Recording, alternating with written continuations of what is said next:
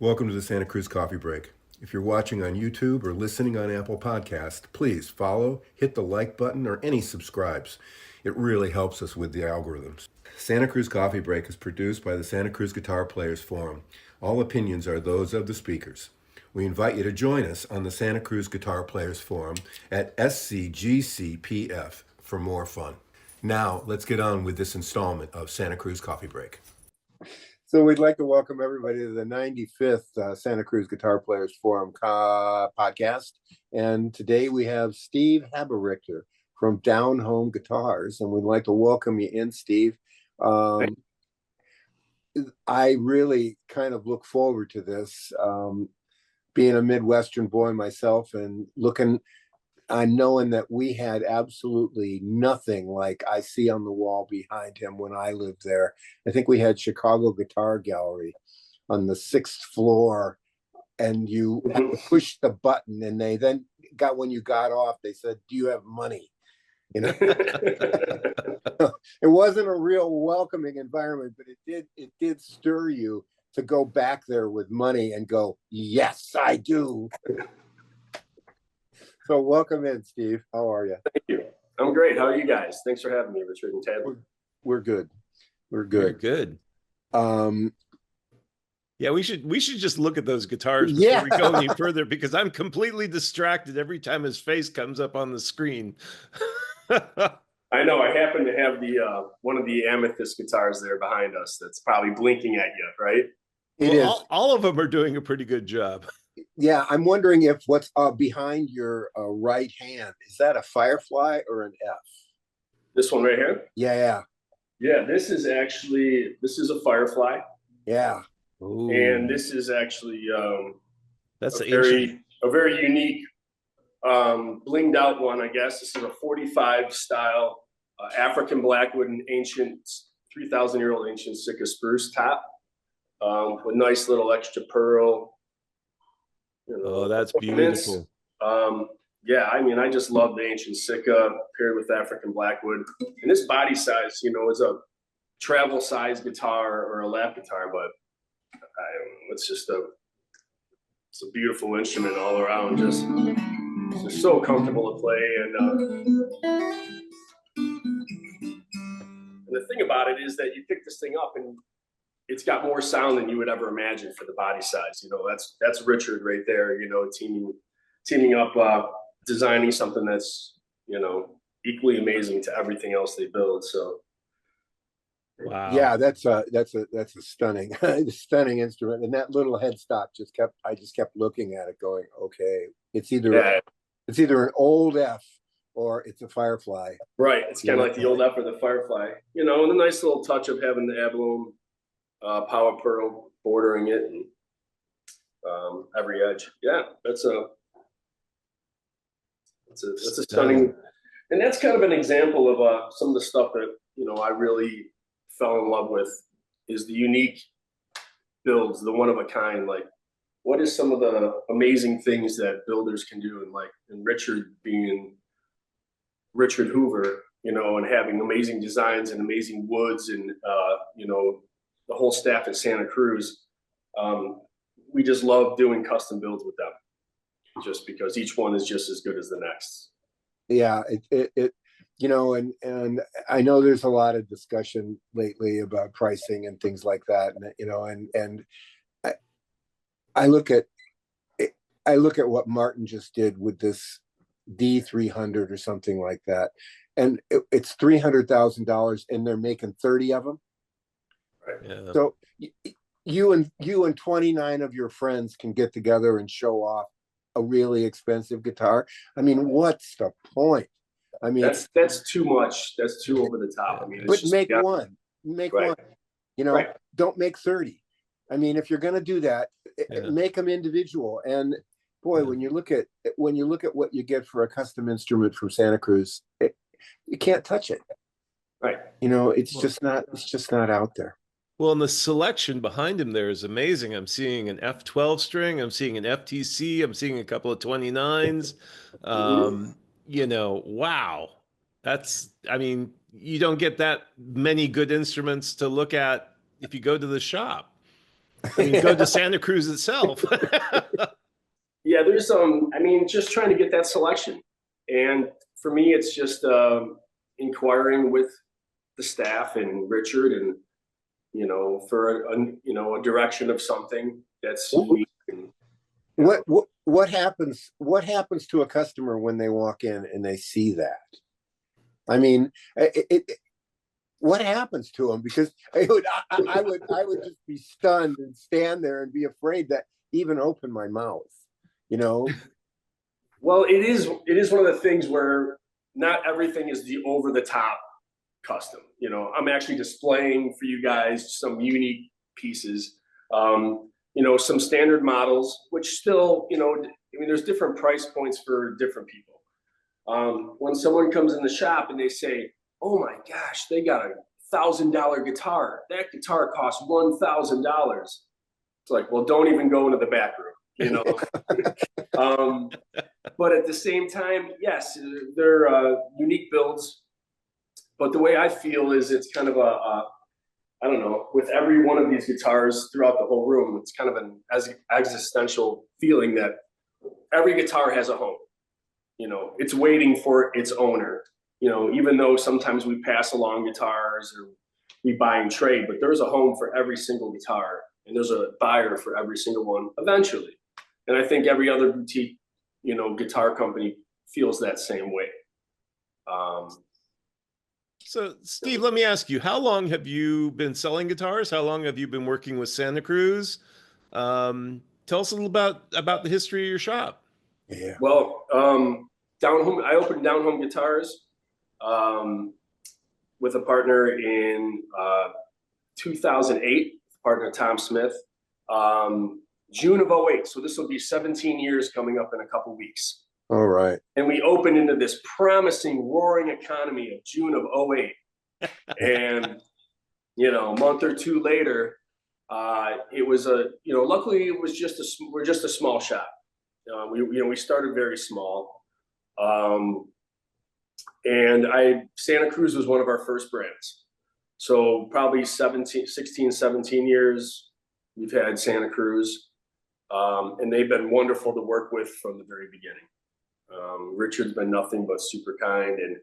And to me, and you probably hear this a lot with, smaller shops like myself, but it's all about relationships. Like to me, playing music, talking about instruments, it's about relationships. It's about, sharing the love of guitars, sharing the love of musical instruments, and creating these relationships with these builders and makers. And, I'm proud to say that, I carry brands that I have a personal relationship with. And I think, that's what it's all about. Richard and his team, everybody, Brenda, Rick, everyone there, Carolyn when she was there, and everyone before, have been nothing but super kind, super helpful. And they're people I want to work with. And they've helped me build their brand here. This isn't just a one-sided thing. This is definitely, them being supportive of me as well. And yeah, so that's been almost 17 years in relationship. So yeah, that's really great. Yeah, that's an interesting choice of times to open. When everything was really roaring, and then all of a sudden, the door shut. Completely.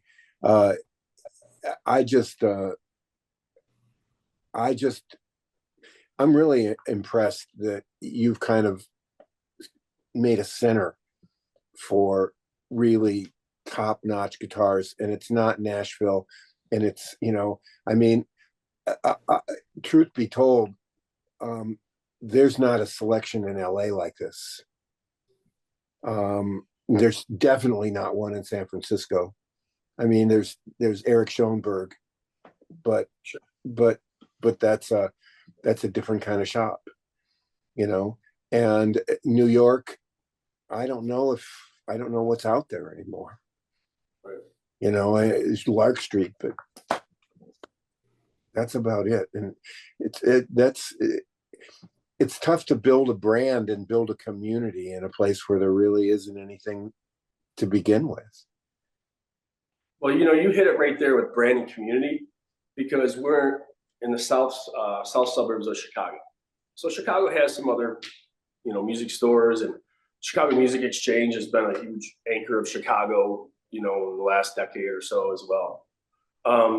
But keeping our focus, we don't sell drum sets. I don't sell electric pianos. I don't, we don't delve heavily into effects pedals and huge amplifiers and stuff. It's more the acoustic instruments. So that's our niche, keeping our focus narrow.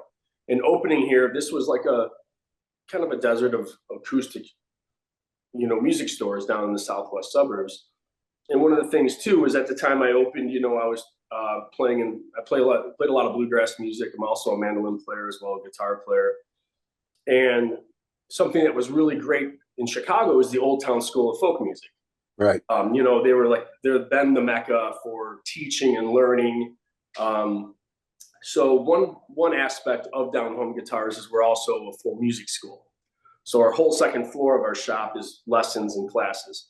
So when I opened was every week I host a bluegrass jam. I've been doing this 18 years. I was going to bring that up. It appears that you even allow banjos. We allow banjos. It's limited to 5. I think over 5, you're breaking some kind of a law. But no, I'm just kidding. Just kidding. All acoustic instruments are welcome. Something we do. If anybody's ever in the Chicago area, you can look me up, and find out about my Wednesday jam. But something I've been doing for years, and it's the grassroots community. So one by one, I would meet people and they would connect my shop to the jam, or the jams to the shop, or my band that I was playing with on the road. We would mention the shop. And it was through the Chicago area, Northern Illinois community musicians. And then it's word of mouth. Starting in 2008, it's not like it is today where it's just internet blown right at you. I mean, the internet obviously was there, but it was a little different. Slowly building it, but doing lessons and classes. When I opened, I did all the lessons and classes myself. After hours, I would teach group classes. Started hiring on a couple of people. We expanded to another room. But the idea was building a community. And then in 2011, I helped start, it's on my shirt, actually, it was the Frankfort Bluegrass Festival. We're a nonprofit, free, family-friendly bluegrass festival. It's right outside the door of my shop.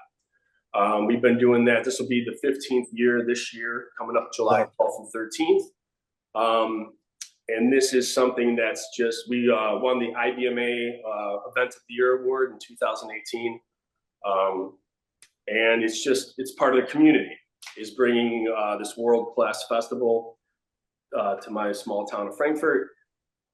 Also having the guitar shop here, bringing musicians here. It's been a goal to kind of put this town on the map for high-end guitars and acoustic music. Wow.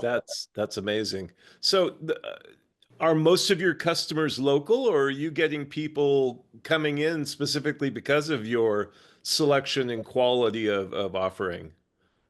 It's a bit of everything, for sure. With the music school, we get students coming in, families coming in. We have student model guitars and instruments in the front of the shop. And I've watched people go from being kids or families and working their way from that, from the student guitar into a guitar here, and seeing, watching firsthand people blossom into why we like these instruments.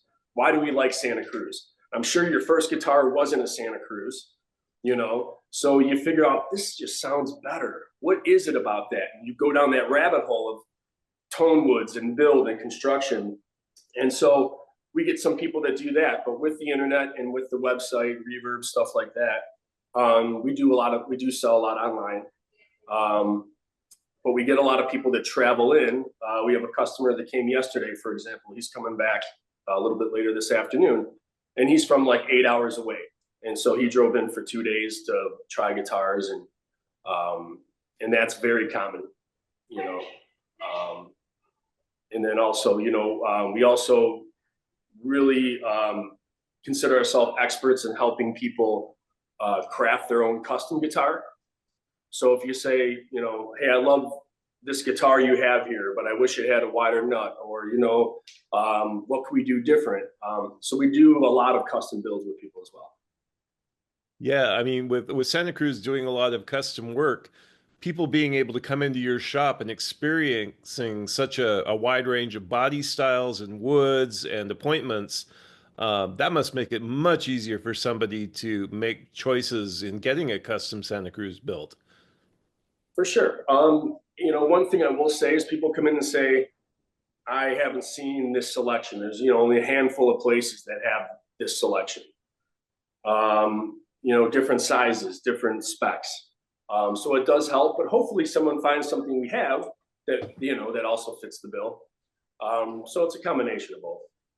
There's a lot of threads on forums out there about custom guitars and ordering something that's custom, and how do you know you're going to get it, you know, how do you know it's not going to be a dud when you get it, and things like that. And I think they're probably in a lot of cases referring to a bigger manufacturer, and what they have in front of behind you really does. I mean, here's a Tony Rice Pro.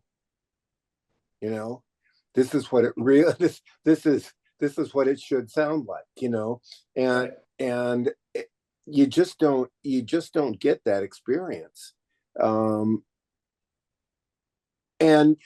And you might find that it's a mahogany guitar that you want. You know, you might find that, yeah, this is a tremendous sounding guitar, but maybe I could have a little bit more bite. What happens if this is a mahogany guitar? And to be able to go over there and pick one up and go, oh yeah, I get it. You know, it's a real service. Absolutely. You know, someone might see something like, you know, that has a lot of inlay or something. I don't know if you could see this. This one has all pearl fretboard going up the top. Hey, I love that body. I love the sound, but I don't want all the bling.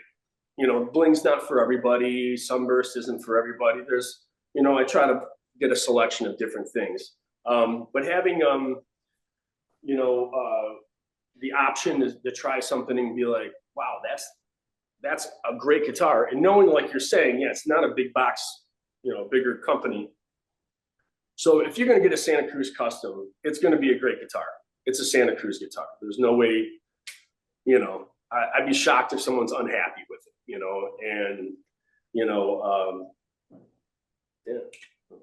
Actually, but though, speaking of the Tony Rice Pro, you were saying, Yeah. I'm going to show you something here. This is a, they haven't really coined a term. So Santa Cruz has Vault series guitars. There's only a handful of them. One of them was the Amethyst Vault that I think Tad was referring to earlier, that was similar to this Amethyst guitar. And those are kind of the best of the best. This is sort of not quite a Vault guitar, but it's what I call a master model Tony Rice Pro. And so what this is old growth German spruce on a Tony Rice Pro, but the Brazilian rosewood, I know it's going to be really hard to see. This is vault grade Brazilian that Richard Hoover says is 120 to 150 years old when it was cut. So you're talking mid to late 1800s when this, you know, was cut, and it was over 400 years old when it fell. So that's like a vault grade.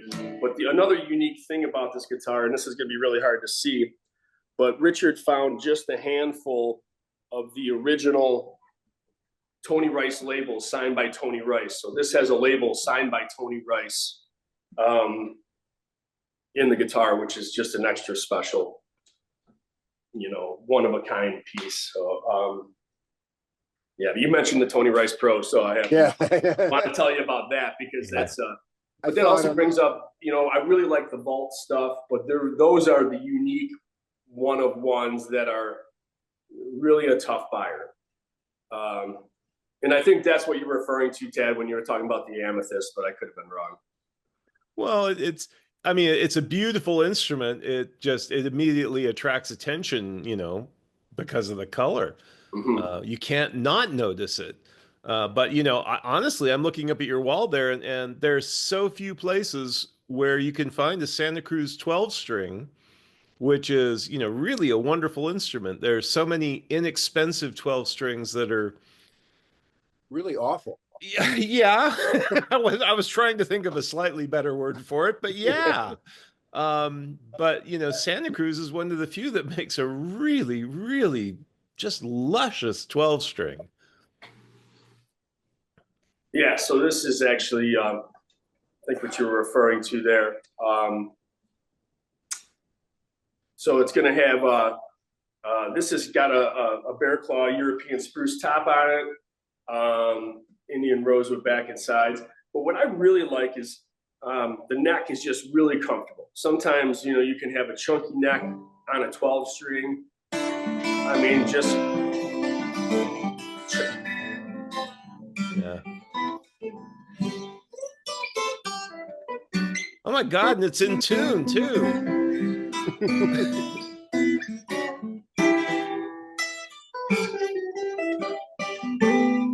Just beautiful. I mean, it plays to just these play like ease, very, very effortless playing. And that's what I love. I think that they just build a phenomenal, and this one is in the size of an OM Grand. So the OM Grand is kind of what I think Richard calls like the big sister to the OM. And it's a little bit larger across, I believe it's a 16-inch lower bow. Real similar to the old M's of the early Martins kind of thing, and kind of the old flat top, arch top, flat top.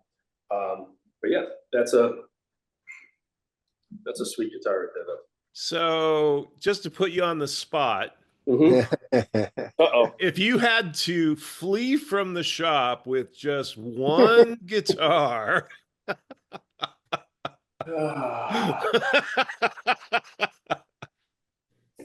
I mean, that Tony Rice Pro is pretty phenomenal. I mean, when you talk about Brazilian rosewood that's older than, way older than the pre-war Martin Brazilian, and oh gosh. yeah. I'll tell you about one other one though here. I don't know if you guys can see. Yeah. Let's go here. This is an OM custom, but this is very rare blister quilt Pernambuco. And this is Fort Ross, the old growth Fort Ross redwood. So this is this is a unicorn guitar from Santa Cruz right here. That's because it's, well, a little bit about Pernambuco. So people might consider Pernambuco, if you hear Pernambuco, it's usually for fine violin bows. That's, it's Brazil wood. It's a red, really red wood from Brazil. They used it for dyes, back in the 1600s plus, I think. I don't want to get my history wrong, but, No, you're right. For centuries. This was, but it's usually very plain. If you've seen Pernambuco, it's almost cream to red, straight grain. I mean, just a plain wood. And this is literally like what they call like a blister quilt, just figured wood. And this is something that was unheard of, that Richard's never seen. If Richard's never seen it, to me, and I think they had 2 sets of it. I have to find out if there is a third set, but there was 2 sets. One, we made a vault guitar, a copy of the Cowgirl guitar, the Clementine, that was the 35th anniversary, kind of a copy, kind of a redo of that. And this is the only one, as far as I know of, and the only set in existence like this. And then perfectly paired with the Fort Ross Chapel Redwood that comes from the Fort Ross in California, from the chapel that burned. It was built in the late 1800s, so old growth redwood.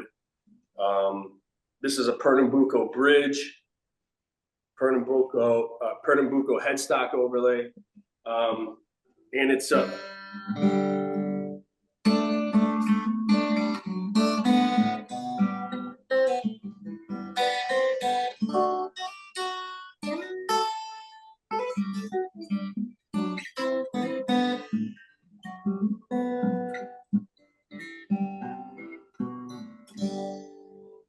don't know, it's one of those guitars you can pick up and you want a flat pick on it.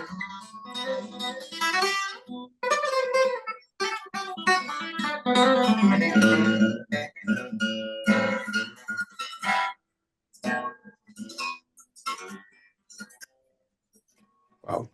All right. I thought I had gas under control, but wow. That's, I know Pernambuco, a friend of mine who's a luthier has built a number of guitars out of Pernambuco, and it is amazing, amazing wood. I've never seen anything like that. It's not unheard of wood for a guitar. Yeah. Rare, definitely a rarer wood. But definitely in that figuring was just pretty neat. Yeah. That's just that's just sick. I saw that, I don't know how he finds it. And he always describes himself as having a wood problem. But to find a chapel that burns, or I know a lot of Brazilian came from this location in Philadelphia, and that was 100 years old at that time. And well, let's just double the order and store the rest of it in a basement in perfect environment. Yeah, right. Thank you. Big word. Perfect environment for storing wood, and how he attracts that stuff, and finds it, or it comes and finds him. Yeah. I took him a tabletop that was a pretty big tabletop, and he looked at it and went, "Wow, Cuban mahogany." Oh, good. Oh, good. And I couldn't think of anybody else to take it to. I mean, somebody gave me a piece of fig the other day, and it is so beautiful. It would make just the most amazing. There's not enough of it to do anything with except headstock overlays. Yeah. Right. But wow, what this would look like on a headstock overlay, and fig. Yeah. Well, it's great that he not only gets access or has managed to make the connections throughout the globe to be able to get these kinds of very rare and unusual woods, but then he also knows the right thing to do with them. Yeah. He's building, just really outstanding instruments that are going to be around for a very long time. He's refined the traditional techniques to such an nth degree that, they're just stunning instruments. They're just stunning. And that Pernambuco is still rolling around in the back of my brain. Well, the interesting thing you're talking about, how he finds woods, and a lot of stuff is reclaimed, these old, woods. And that Pernambuco was a fence post. And I mean, I can only imagine the size of the fence post, because I know that it's hard to find Pernambuco large enough for guitars. So that's one reason why it's rare. But to have that made into a fence post and someone find it and say, this has to make its way to Richard, this has to, Tim Lee from Santa Cruz, was put wind of it in my ear years back. And every time I saw him and Richard, and I'd always, what's up with Pernambuco? And so that was a long journey to get that guitar. Wow, that's and the stories don't just stop with one. I mean, there's just the vault, and I've lucky enough to have glanced it, You know, you just want to stand in there and really feel the history. I have a little relationship with ancient cowrie. Yes, that's another one. Yes. And somebody gave me a piece of it last week that's about 2.5 feet long and about 2 inches thick and about 4 inches wide. Wow. Yeah. And you know, he handed it to me and he said, and as he was starting to say it, I said, wow, that's ancient cowrie. You know, that's 45,000 years old. Right. And I don't even know how you begin to think about that. You know, Yeah. I know. That to me is an amazing wood. I don't have a Cowrie guitar here at the moment, but I've had a handful of them from Richard, paired with ancient Sitka spruce top, you know, a Fort Ross chapel redwood, you know, some older woods. And the thing about that wood is that I believe it's the oldest workable wood that's ever been found on Earth. And if it's not it's got to be one of the only, because it's on the border of fossilization, but it's still workable wood. So when you actually are holding this guitar and you look inside and you see the raw wood, like this tree grew in New Zealand in like the end of the Stone Age. You know, I believe humans didn't even inhabit New Zealand at the time when that tree grew. I'm going to show you something. Oh, look at that. This was published in the late 70s in New Zealand. And I can't imagine, but it's an author's copy. And he has taken all of the newspaper articles from it. My wife got it for me for a birthday present. And, you know, it's just, I've never shown it to Richard because I know I'd have to just give it to him, you know? But we just don't understand the sacredness of something like that. I mean, and it really is sacred. Right.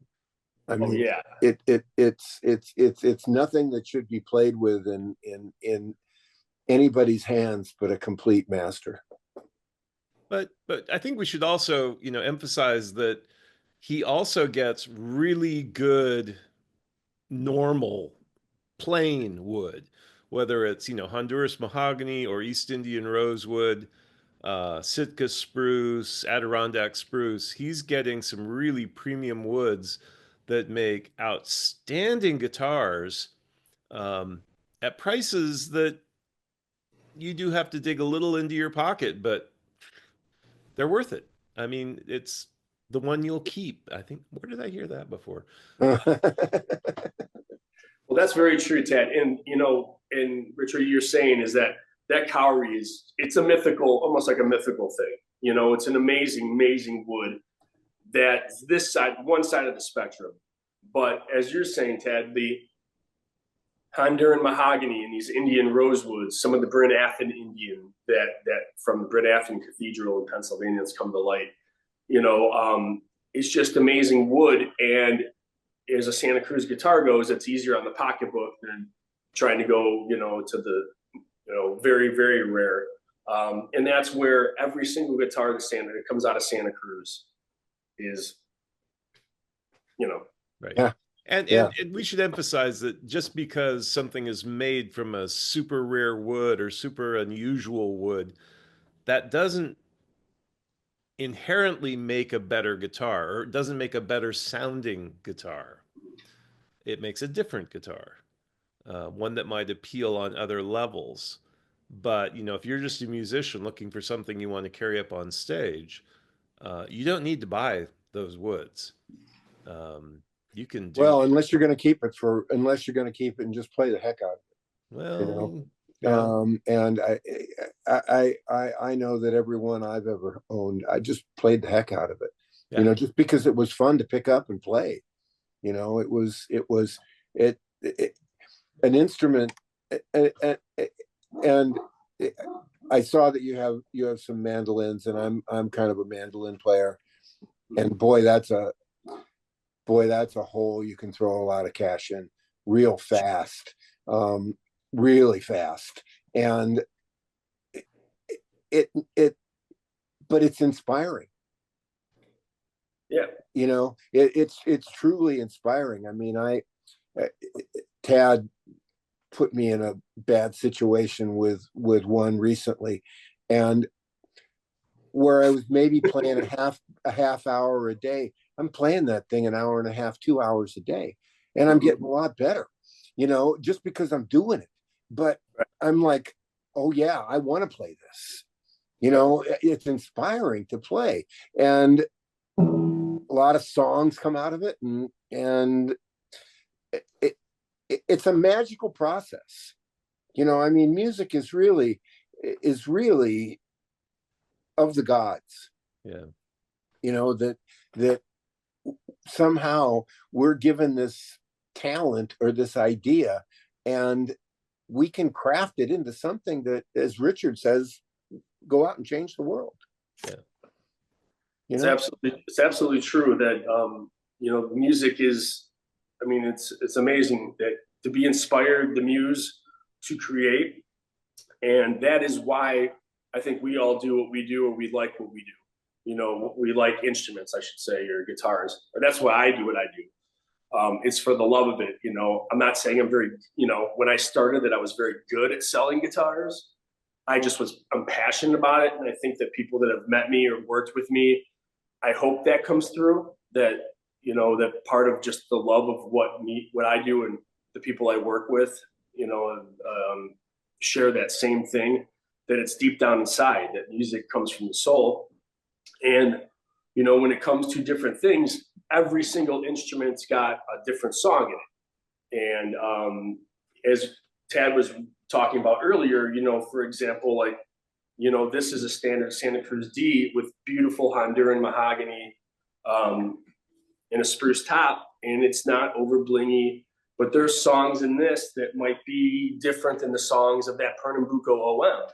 And even though the price point might be much easier for this, you can find yourself playing for hours and hours and hours, and all of a sudden, you know, this guitar can literally make you a better player because of the passion or the energy that's put into building this, that comes through the player.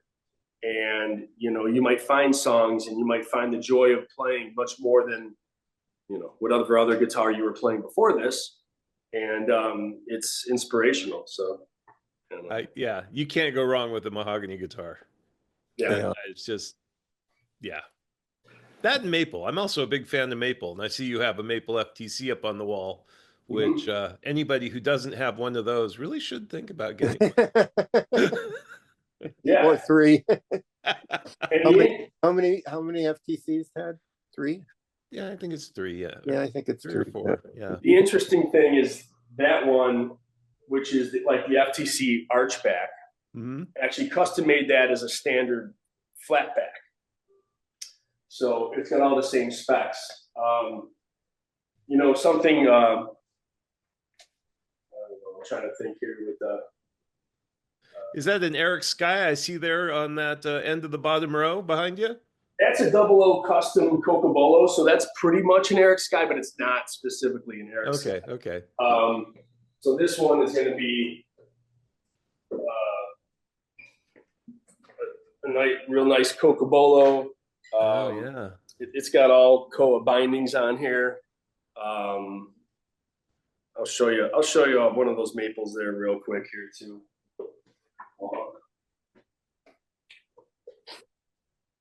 So this is very similar to the FTC that would have the arch back or the carved back. In this, I did to kind of do a standard F cutaway. Yeah. But having the specs of the full burst and the inlays that you would find on the FTC. So that's a pretty nice. That's beautiful. That's just stunningly beautiful. Yeah. And I'll show one other one real quick. So something that I'm a fan of, and this is more unique in builds. So this is beautiful. Stop it. Beautiful maple, but paired with a redwood top. So maple and redwood you don't normally find together, but I think it, first of all, it looks to me pretty amazing. And then we did rosewood bindings. But what that does is it really just balances out maybe the brightness of the maple. Yeah. It's a unique sound. I think it's FTC number 16 or something, Oh, which is nice. maple with a cedar top. Oh, yes. Which Yes. is really quite an unusual combination. And it's interesting because I got the guitar with a letter from Bruce Ross to the original purchaser saying, we've just started playing with this cedar and it's pretty great stuff. Just be careful about dinging it. True. It is a softer wood, so it's on that softer end of the spectrum, Yeah. Yeah, but guitars are meant to be played, so it's how you feel about that. The stuff that is now popping out, is coming from their father's collection or their grandfather's collection. The stuff that's coming up on the used market now, and it's really pristine. Yeah. And I don't even want to see it, because no, for the reason of the good ones get played, right? And the good ones have wear, and the duds go under the bed, and not so true in electric guitars, but in acoustics, I think the good ones get played, and I don't mind the wear, it's fine with me. Richard, I think you're absolutely right that they do, but I also would say that, we've been very lucky getting very nice trade-in guitars. Someone wants something really nice, so they trade in something else. Then I think most people that deal with nice guitars take care of their stuff to some extent. Not everybody does, but that even, a really great guitar could still look pristine. Okay. So. Okay. I'll keep it. I won't. I think it's all sides. I'll work on that. My therapist, he'll work with me on that, and we'll get that done. But I just. Well, before we go, Steve, but there are a couple of things I'd like to just get your opinion on. So the high-end guitar market is currently undergoing a lot of challenges. And the small independent guitar dealer is facing a lot of challenges. Absolutely. And you're at the apex of those two trajectories. Do you have any insight or any thoughts as to where you see this all going over the next 5, 10, 20? If I'm really lucky, I may make it 25 years. What are your thoughts? I'm thinking that, the guitar market's been, it's just like everything. It's a market, right? So it's a volatile thing. The used market's a volatile thing with used instruments, new instruments. Of course, as everything gets more expensive, everything eventually goes up in price. I feel like that people are going to still love guitars. I feel like we're going to, want to sit and play guitar. Hopefully it doesn't become something where people rather just watch an AI guitar generated player as opposed to a real guitar player. But I hadn't even imagined that until you mentioned it. I'll provide hope in what you're going to say. Billy Strings. Yeah, absolutely. 20,000 people. Yeah. 25,000 people at a show. Yep. Which at 5 years ago, we would have said, not for bluegrass, not for an acoustic player. Which is exactly what you're saying, because in 2017 and 2018, Billy Strings was played our Frankfort Bluegrass Fest outside our door, and he wasn't even the headliner. Yeah. And then to see that it blow up and the interest that there is in the acoustic instruments and other players, other bands and other musicians coming up, he's pulling people up with him. And so there's hope for it. You know, do I see a bleak future? No, because I think that people love guitars. Plain and simple. I think people love instruments, love mandolins. I love guitars, mandolins, banjos, you know, all kinds of acoustic instruments. And I think as long as people have passion, they share that with other people and their friends and neighbors. And I think the interest and the bug, the gas, you know, is going to be there for people, you know. So are you seeing an uptick, or is it staying level in terms of people coming in to take lessons, to learn how to play, or to improve their skills? For us, it's pretty standard. I mean, pretty level. I think once we recovered from COVID, you know, after it took, you know, really 2002, probably the last couple of years, 2 years solid, you know, we've been at, you know, our pretty full capacity for lessons.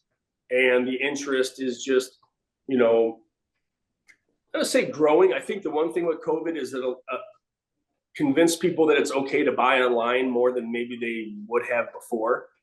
And they got more comfortable with that. So I do see the online sales have upticked, you know, post-COVID.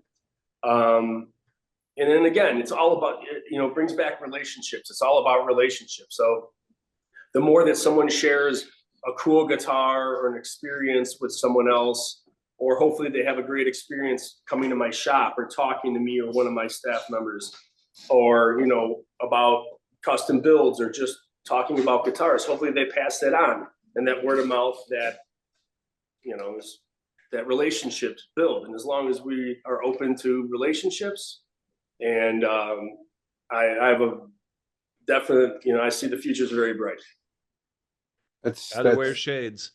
Yeah, that's great. I'm going to do a little housekeeping here. This is the new Poy Rogers CD. And if you aren't familiar with Poy Rogers, it's Carolyn and Gerard. Yay! And they're out on the road right now. They're playing a lot of shows with Southern Culture on the Skids. And they're out for about a month and a half. I don't think they're coming as far east as you, but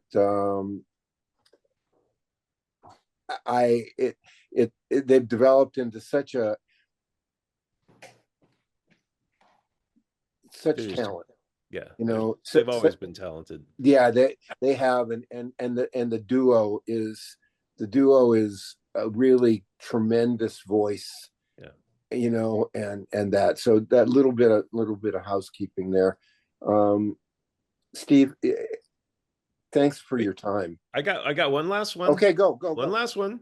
Okay, Steve, Fretboard Journal Summit in Chicago. Yes, sir. You going to be there? Yes, sir. Are you going to have lots of Santa Cruz guitars in stock for people who want to stop by and check things out, and you know, maybe leave a deposit on the new custom? Absolutely. So we'll be there I'll be there with Santa Cruz and Bourgeois Guitars and other, you know, a couple other brands, just to, you know, help be a regional support. But last year we had Richard Hoover come to the shop. I'm still in talks with them if we can have an in-store. But yeah, we invite anyone that comes to Chicago for the Fretboard Summit to take the trip to the Southwest suburbs, or we can see what we bring along to the Fretboard Summit. Sounds like a shuttle van to me. Bring it on. Yeah, we'll get a bus going. Yeah, it sounds like a little airporter, you know, going back and forth. Thank you. You're so gracious with your time and knowledge and your spirit. Thank you. That's your commitment to this thing. I mean, hosting a jam, hosting a festival, for the most part, all somebody can do is host a festival a year, and it's too much for them, you know. And you just work that into the fabric of what you do, which is really, really, really great. Thank you so much. I really appreciate that. It's very kind. Yeah, I think it's very true. The spirit of the Santa Cruz is strong in you. Thank you. Oh, we were gonna say, and we don't know if we're gonna say this, and we'll leave it to the end in case Brenda doesn't get this far. But you are gonna get the 20,000th Santa Cruz guitar. Yes, sir. Do you know when? We don't. Ideally, it was supposed to be released or showcased at the Fretboard Summit in Chicago. Okay, that's what I was wondering. It's going to be a very unique, special guitar. So definitely you got to stay tuned for more info on that. 20,000. That's Wow. what I'm telling. Yeah. Yeah. Wow. That's an Everest Yes. kind of moment for sure. Absolutely. So I have D number 4. Or is it Nice. 3? have a Chicago day. Stay out of tornadoes. Absolutely. Watch the skies. Keep your eye in the skies. Yeah. You know. Don't turn your back on the ocean and keep your eye on the sky, you know, but boy, now you make me want to come to the summit. You should come out in July 12th and 13th for the Frankfort Bluegrass Festival. And that's a free fest. You can come visit the shop right there and then stay for the next month or month and a half. And then you'll be here for the Fretboard Summit. Oh man, I don't know. Chicago, Summertime in Chicago. This is Chicago in July and August. I don't know. Having lived through it, I don't know about it, but I don't think I have a pair of shorts. I couldn't wear them. I mean, I'd roast there. But thank you so much, and have a great day. Richard, Thank you, Ted. Steve. Appreciate Thank you very Thank you much. for all you do for Santa Cruz. Thank you. Yeah, we try. Thanks so much. Be well. Bye now. Bye. We hope you enjoyed this installment of the Santa Cruz Coffee Break. For more music-related fun, please join the Santa Cruz Guitar Players Forum at SCGCPF or santacruzguitarplayers.com. If you have any questions or possible podcast topics, please contact us.